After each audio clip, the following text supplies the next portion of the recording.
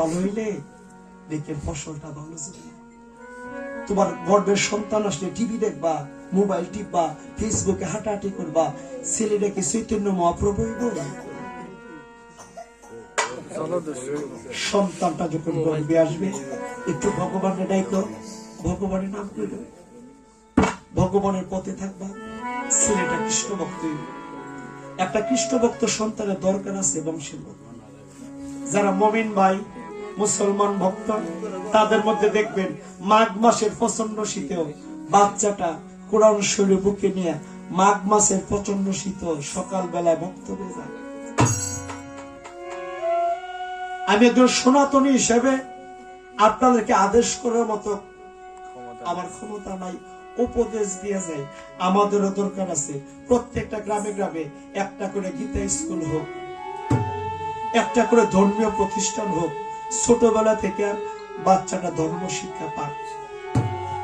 শিখান বাবা, এটা কইরো না, এটা ভালো না, এটা ভালো, এইভাবে না ওইভাবে ছোটবেলা থেকে শিখাইতে হবে, শিখাইবে। অনেকে আছে ওই যে বৈষ্ণব যাইতেছে পিছন দিক থেকে ঢিল মারো, ধুতির ধরে টান দাও। বৈষ্ণব অভিশাপ দিলে কিন্তু ভগবানের বাবারও ক্ষমতা নাই অভিশাপ খণ্ডন করা, উনি যদি নিজে না খণ্ডায়। আপনাদের গনিয়াস্ত্র গ্রামের মধ্যে যত সাধুগুরু বৈষ্ণব আছে শিখাইবেন, বাবা স্কুলে যখন যাবা, যারা মুসলমান কত সুন্দর ময়মরব্বী দেখলে সালাম আলাইকুম, উনিও বলে ওয়ালাইকুম আসসালাম।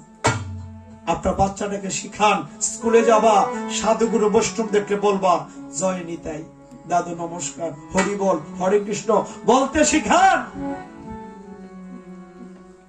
ওই ধর্মের পথে নাই তো দাদা, এগুলো বললেই তো তোমার বাইনাতে মনি গায়েও লোক।